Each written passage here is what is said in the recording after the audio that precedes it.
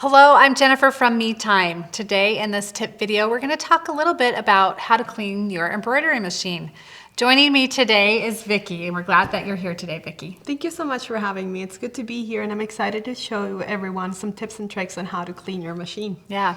One of the first questions that I have, Vicki, is how often should you clean your embroidery machine? Yes, of course, all of this will depend a little bit on how much you're stitching, but I recommend definitely cleaning it weekly, just because the dust and those thread tails accumulate really fast, faster than what you would think. So it's good to give it a good deep clean, and that will also help your machine of running more smooth, and it will avoid you a lot of issues. Okay, so what does cleaning your machine entail? What kind of steps should you take? Yeah, that's a great question, Jen. So what matters the most is first identifying the tools that you have, because those tools are going to help you clean your machine the best way possible.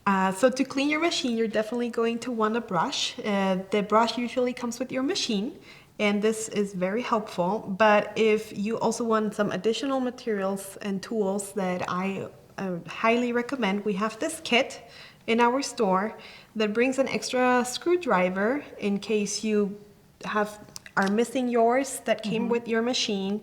And I like this one that it has both ends, and it's just a great tool to have.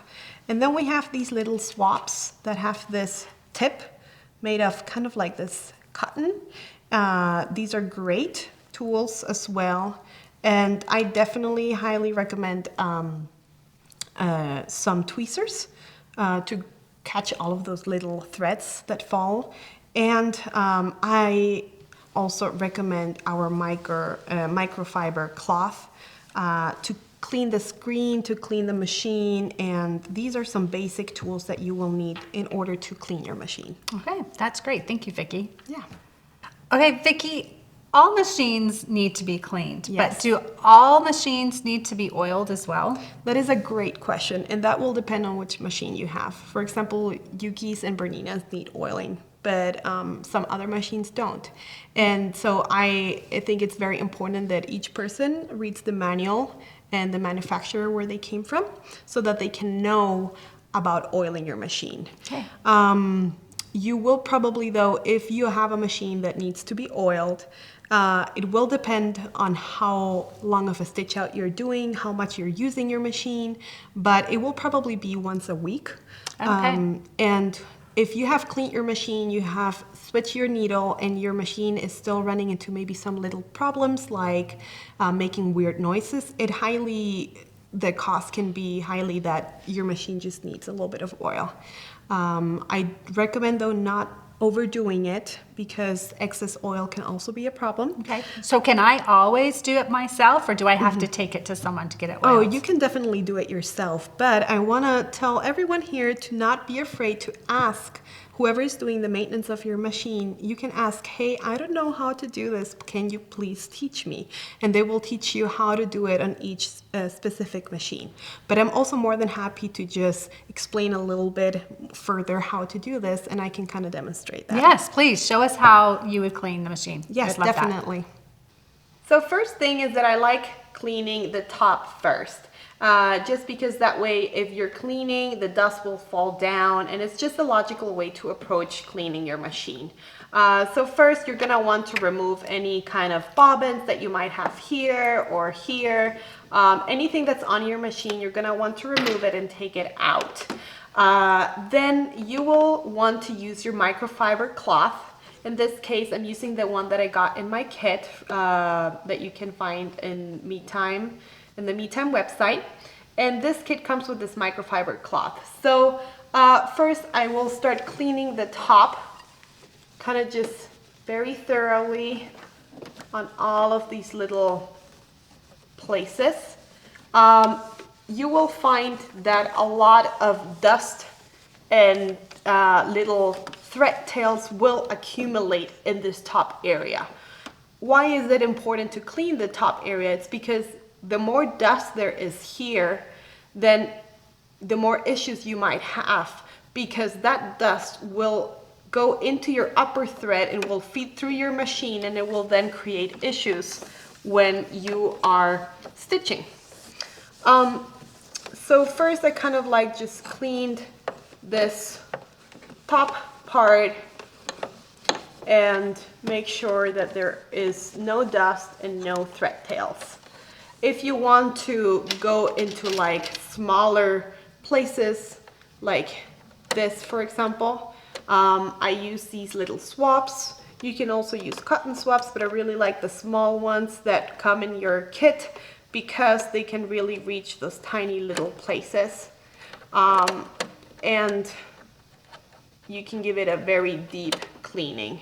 Another place where I use these is also where my upper thread will go in, and I just kind of like cleaning there, the top. I go around here as well to just give it a quick clean.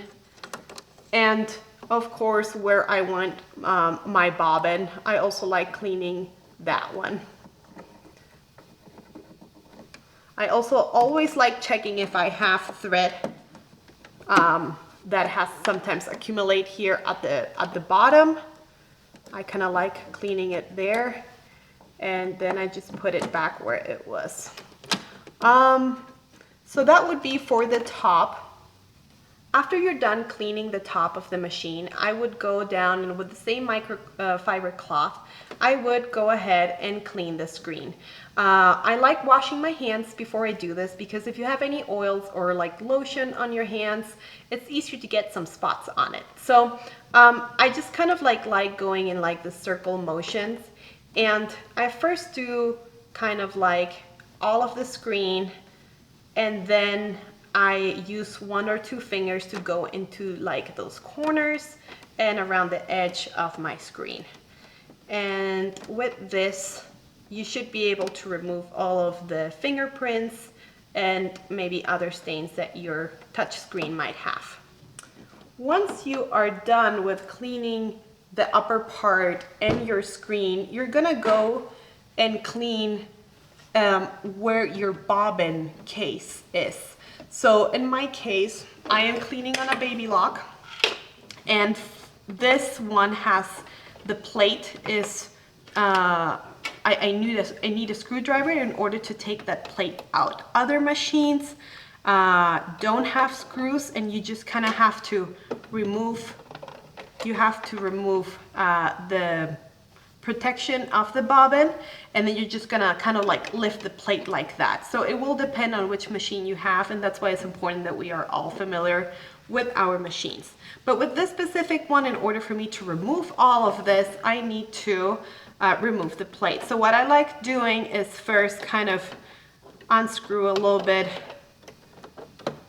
the plate, and then I just kind of go with my finger up like that until I take the screw out. Don't make the mistake of just leaving it there, because that's how these screws will get lost. I like having like a little tin place or something where I put them. So in this case, because I'm using my kit, I'm going to leave my screw in the kit. Then I'll go and do the same with the other one. Take it out, and yeah. Now this plate can be removed, but in order to make this more comfortable and also avoiding injury, I do want to remove my needle first. So I'm gonna use the same screw that I had in my kit to remove my needle. I'll leave it also there, or you can put it somewhere else so that you avoid getting poked by it. And you are also, depending on your machine, going to remove your foot. Your presser foot. So in this case, I am unscrewing this and will remove my screw. Also put it in my little tin case, and there it is. So now you have space to move, and I would also recommend, of course, that your machine is turned off before you do anything like this to avoid injuries. So now we can remove our plate.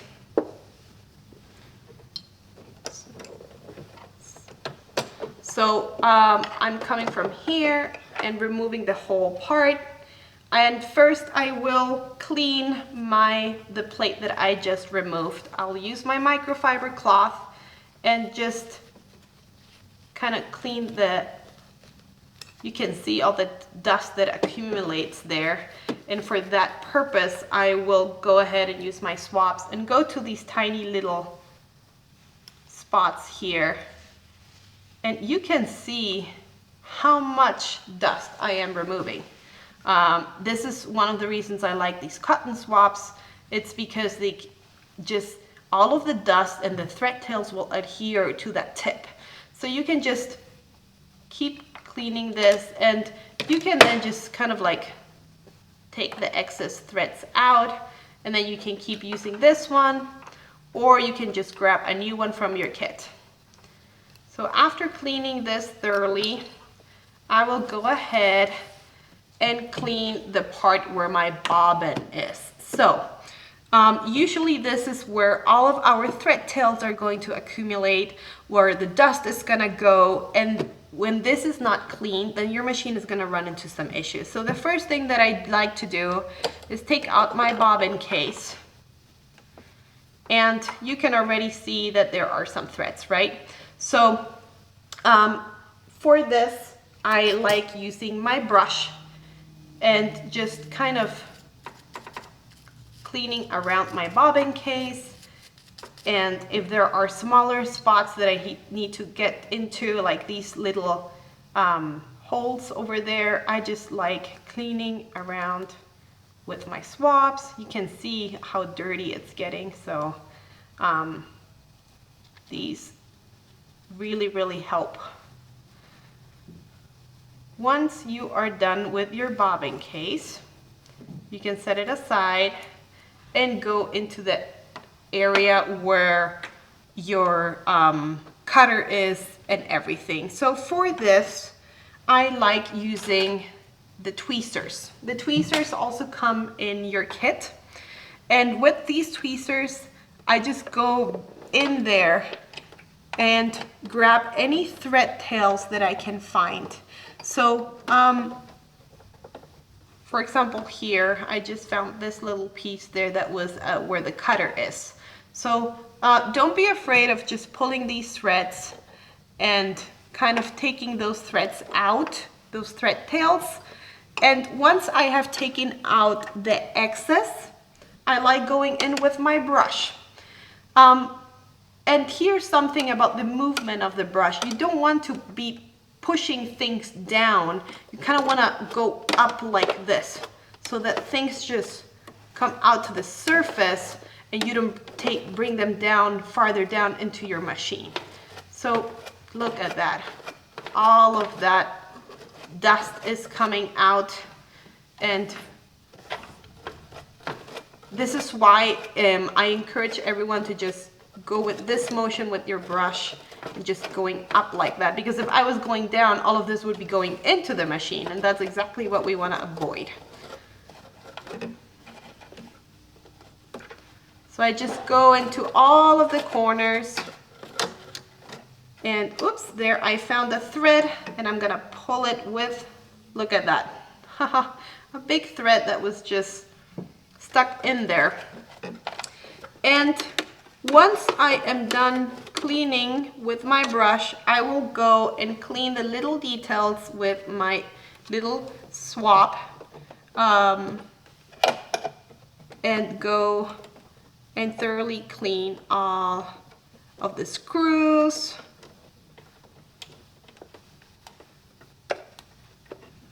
my bobbin case, my bobbin holder, and then we are kind of done. So after cleaning all of this, we just have to put back our pieces. We will put back things where they were and put this plate back. And then once you put your plate back, you put the screws back in with your screwer. I like this one that comes in the kit because it's not super long, so it doesn't get in the way. And after that, you put your just machine back together and everything is good to go. Remember to do this probably once a week. You definitely want to be cleaning your machine regularly. And if your machine also needs oiling, then some machines will need oil on the bobbin case and others will need machine at the top. Remember to be very careful with how much oil you put in there. You don't want to go more than 1 drop, and this will depend on how often you use your machine. If you're doing a big quilt and you have been embroidering and stitching for 6 hours at a time, I would recommend oiling it more frequently. But if that's not the case, then you can probably oil it once a week or once every 2 weeks. Well, Vicki, thank you so much for those tips. It was very helpful and a lot easier than I thought it would be. Oh yeah, you're welcome. And thank you so much for inviting me. You bet. Thank you. And thank you for watching. We hope this was a helpful video for you.